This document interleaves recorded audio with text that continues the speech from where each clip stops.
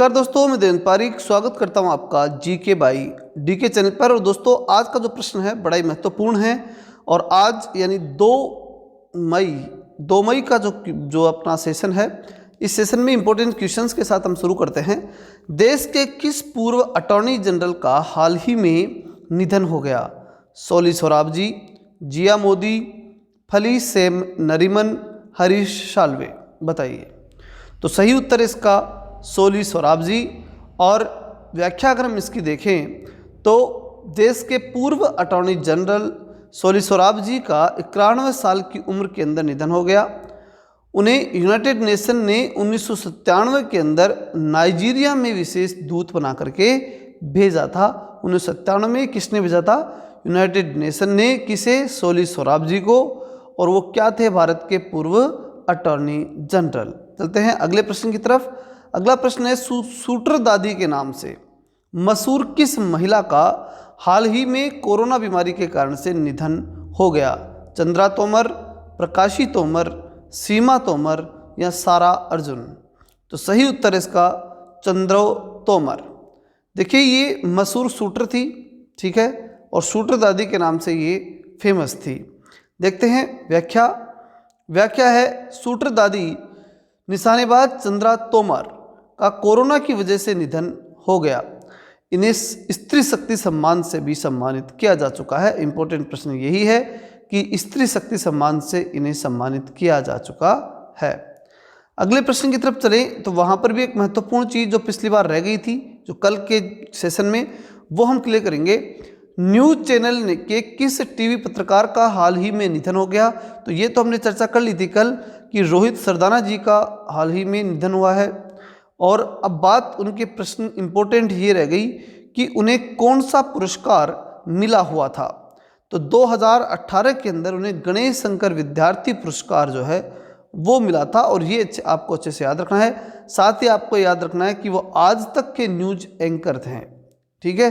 और ये जो अगला प्रश्न, ये भी ध्यान रखना है आपको कि गणेश शंकर विद्यार्थी पुरस्कार किस क्षेत्र में दिया जाता है। तो ये भी इंपॉर्टेंट है। इस प्रकार से भी आप इसे याद रखें कि पुरस्कार पत्रकारिता के क्षेत्र में दिया जाता है, गणेश शंकर विद्यार्थी पुरस्कार। अगले प्रश्न की ओर चलते हैं। डॉककॉइन क्या है?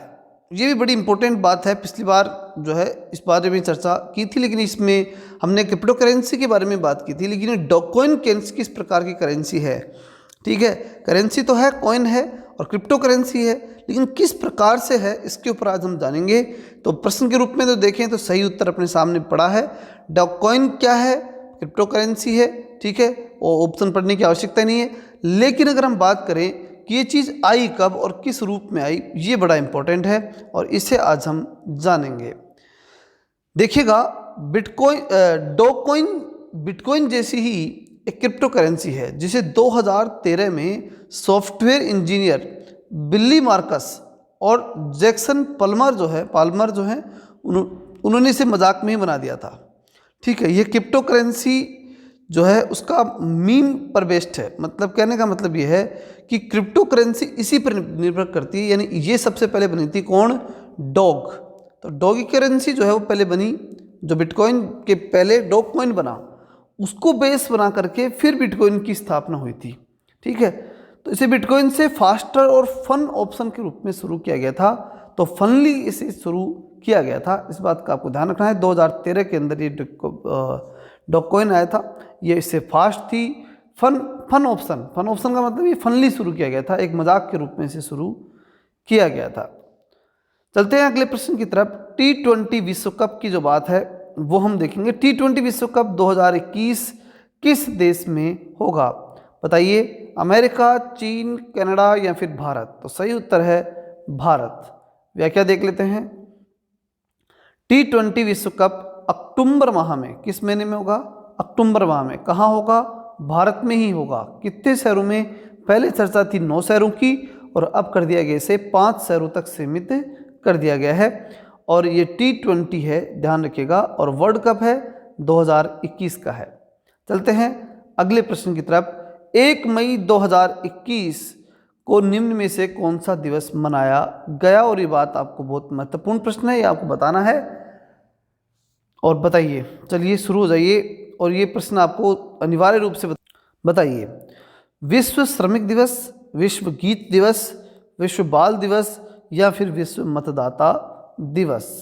तो दोस्तों बहुत ही महत्वपूर्ण प्रश्न है। विश्व श्रमिक दिवस मनाया गया, 1 मई को विश्व श्रमिक दिवस मनाया जाता है। व्याख्या देख लेते हैं इसे। हर साल 1 मई को अंतर्राष्ट्रीय मजदूर दिवस मनाया जाता है। 1 मई का दिन दुनिया में मजदूरों और श्रमिक वर्ग को समर्पित है। इस दिन को लेबर डे, श्रमिक दिवस, मई दिवस आदि नामों से जाना जाता है। तो याद रखिएगा, लेबर डे बोलते हैं इसे, श्रमिक दिवस भी बोलते हैं, मई दिवस के नाम से भी इसे जाना जाता है। चलते हैं अगले प्रश्न की तरफ। राहुल बजाज ने निम्न में से किसके चेयरमैन का पद छोड़ा है? बहुत ही महत्वपूर्ण उद्योगपति हैं और इनके बारे में अच्छी जानकारी होनी चाहिए। और उन्होंने किस उद्योग, कहाँ, मतलब किसके चेयरमैन थे? तो नाम से मालूम पड़ता है, फिर भी ऑप्शन देख लेते हैं। बजाज, यामाहा, टीवीएस, इनमें से कोई नहीं। तो देखिए, बजाज के चेयरमैन हैं, बजाज मोटोकॉर्प जो है उसके चेयरमैन थे। इन्होंने भी हाल ही में इस पद को छोड़ा है। देखते हैं इनके बारे में, इनकी व्याख्या देखते हैं। राहुल बजाज 1965 में बजाज समूह की कमान उन्होंने संभाली थी। उस समय भारत एक बंद अर्थव्यवस्था था। बंद का मतलब है कि विदेशों में इनका ज़्यादा प्रभाव नहीं था। 1965 बहुत पहले की बात है। उन्होंने कंपनी का नेतृत्व करते हुए बजाज चेतक नाम का स्कूटर सबसे पहले निकाला था। यही प्रश्न इंपॉर्टेंट है। बजाज चेतक, ये स्कूटर उन्होंने सबसे पहले निकाला था। तो चेतक नाम से स्कूटर था, वो सबसे पहले आया था। 1965 के अंदर बजाज समूह का एक महत्वपूर्ण जो है वो उन्होंने क्या निकाला था? स्कूटर। और बजाज कंपनी को एक नया रूप उन्होंने दिया था उस समय जब भारत की अर्थव्यवस्था बंद अर्थव्यवस्था थी। चलते हैं अगले प्रश्न की तरफ। प्रश्न है, टाटा ग्रुप द्वारा बिग बास्केट में हिस्सेदारी की खरीदारी को किसने मंजूरी दे दी है? मतलब बिग बास्केट जो है उसको किसने मंजूरी दी है? तो टाटा ग्रुप जो है उसके द्वारा बिग बास्केट के अंदर क्या की जा रही है? हिस्सेदारी खरीदी जा रही है। और इसको मंजूरी किसने दी? Telecom Regulatory Authority of India, Jio, Bharatiya Airtel, भारतीय प्रतिस्पर्धा आयोग। तो जियो, एयरटेल ये तो कोई मतलब ही नहीं है, क्योंकि ये तो कोई बाकी इसके समानांतर ये क्या मान्यता देंगे? टेलीकॉम रेगुलेटरी अथॉरिटी, मतलब या तो दे टेलीकॉम रेगुलेटरी अथॉरिटी या फिर भारतीय प्रतिस्पर्धा आयोग। तो महत्वपूर्ण है इसमें कौन? भारतीय प्रतिस्पर्धा आयोग, क्योंकि वही उसको बिग बास्केट के क्षेत्र में क्या देंगे? एक प्रकार की हिस्सेदारी की मंजूरी उन्हें प्रदान की जाएगी। भारतीय प्रतिस्पर्धा आयोग सीसीआई टाटा ग्रुप द्वारा बिग बास्केट में हिस्सेदारी की खरीद को भारतीय प्रतिस्पर्धा आयोग सीसीआई ने मंजूरी दे दी है। इस मंजूरी के बाद अब बिग बास्केट में टाटा डिजिटल की करीब 65% हिस्सेदारी खरीदने का रास्ता साफ हो गया। मतलब टाटा डिजिटल जो है उसकी 65% हिस्सेदारी खरीदेगा। सीसीआई का मतलब है भारतीय प्रतिस्पर्धा आयोग, उसने भी मंजूरी दी है। ठीक है, तो याद रखिएगा, बहुत ही महत्वपूर्ण प्रश्न है। बिग बास्केट के अंदर टाटा ग्रुप क्या करना जा रहा है? अपनी हिस्सेदारी खरीद रहा है। कितनी परसेंट? 65%। चलते हैं अगले प्रश्न की तरफ। लाग बामोर, बहुत ही महत्वपूर्ण प्रश्न दोस्तों। लाग बामोर का आयोजन किस देश में किया जाता है? ईरान में, नेपाल में, भूटान में या फिर इजराइल में? तो देखिए, ये बहुत ही महत्वपूर्ण प्रश्न है। लाग बाउमर ये एक परंपरा है, प्रथा है, यह कह सकते हैं कि एक प्रकार का खेल टाइप है, और वो इजराइल के अंदर फेमस है। लाग बाउमर क्या है इसमें देखते हैं। लाग बाउमर इजराइल में यहूदी धार्मिकों के 33वें दिन पर मनाया जाता है। मनाया जाने वाला अवकाश उम्र की गिनती जो 18 दिन होती है। कुल मिलाकर के ये है कि एक धार्मिक आयोजन है यहूदियों का। क्या? यहूदियों का बता रहा हूँ मैं आपको, ये भी ध्यान रखिएगा।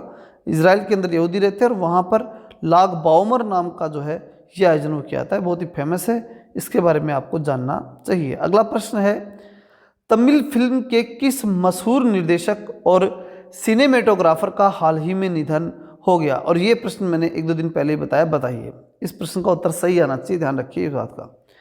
केवी आनंद, हरीश जयराम, जगन और सूर्या? बताइए। सही उत्तर इसका केवी आनंद। और ये मैंने कल परसों के ही वीडियो में ये बात बताई थी। तमिल फिल्म के मशहूर निर्देशक और सिनेमेटोग्राफर केवी आनंद का हार्ट अटैक से चेन्नई के अंदर निधन हो गया है। चेन्नई में इनका निधन हुआ है, 54 वर्ष के ये थे और केवी आनंद इनका नाम है। तमिल फिल्मों के अंदर फेमस सिनेमेटोग्राफर ये हैं। तो दोस्तों ये था आज का करंट, और लगातार इसी प्रकार के इंपॉर्टेंट और महत्वपूर्ण प्रश्नों के साथ सुबह 7:30 बजे मेरे साथ देवेंद्र पारिक के साथ लगातार देखते रहिए। जय हिंद, जय भारत।